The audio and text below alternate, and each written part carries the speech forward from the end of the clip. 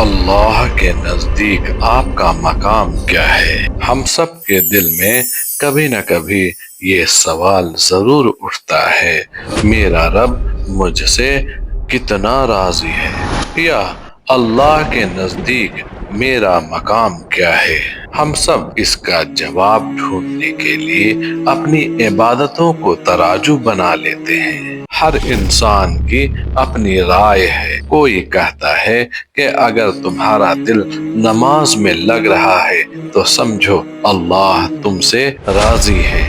کوئی کہتا ہے کہ اگر تمہارا دل تلاوت قرآنیہ میں دل لگ رہا ہے بسم اللہ الرحمن الرحیم تو تم سمجھو اللہ کے قریب ہو۔ نفس کی حقیقت اور تار چڑھاؤ۔ حقیقت یہ ہے کہ انسانی نفس ہمارے ساتھ جڑا ہے۔ کبھی ایمان کی کیفیت عروج پر ہوتی ہے تو کبھی سستی غفلت آ جاتی ہے۔ نماز جیسی عظیم و شان عبادت میں کبھی خوب دل لگتا ہے تو کبھی بوجھ محسوس ہوتا ہے۔ یہ انسانی فطرت ہے۔ اس لیے آپ اللہ کے نزدیک کا مقام اپنے لیے معلوم نہیں کر سکتے، اس کا طریقہ اور ہے۔ آپ دیکھیں گے کہ کبھی تلاوت میں آنسو آ جاتے ہیں اور کبھی شدید بے چینی ہو جاتی ہے، اور اسی وجہ کر دل نہیں لگتا۔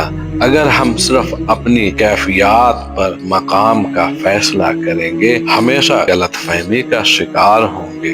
تو پھر کیا ترازو ہے اور وہ کیا پیمانہ ہے جس سے آپ جان سکیں کہ اللہ کے بارے میں کہ آپ کی قدر و قیمت کیا ہے؟ اس کا جواب بہت سادہ ہے لیکن بہت گہرا ہے۔ آپ یہ دیکھیں کہ آپ کا رخ کس طرف ہے۔ آپ کن لوگوں کے قریب بیٹھنا پسند کرتے ہیں؟ اگر آپ کا دل اللہ والوں کی طرف گونجتا ہے، اگر آپ کو اللہ کی محبت میں سکون ملتا ہے تو یہی آپ کے مقام ہے، یعنی اللہ والوں کی صحبت۔ جیسے مکان تیس صرف اسی چیز کو کھینچتا ہے جس میں اس کی اپنی جنس کا کچھ حصہ ہو، بالکل ویسے ہی اللہ والے اللہ کی محبت کا مرکز ہوتے ہیں۔ اگر آپ ان کے قریب ہو رہے ہیں تو اس کا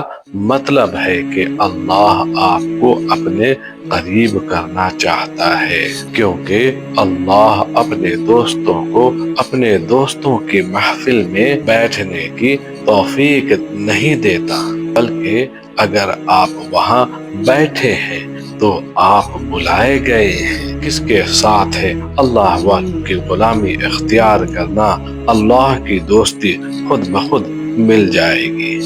کیا آپ نے کبھی اللہ والوں کی محبت میں وہ سکون محسوس کیا ہے؟ کمنٹ میں ہمیں ضرور لکھ کر بتائیں۔ چینل کو لائک اور سبسکرائب کر لیں۔ آپ کا قیمتی وقت ہمارے لیے بہت اہمیت رکھتی ہے، اس لیے ہم آپ کا تہہ دل سے شکریہ ادا کرتے ہیں۔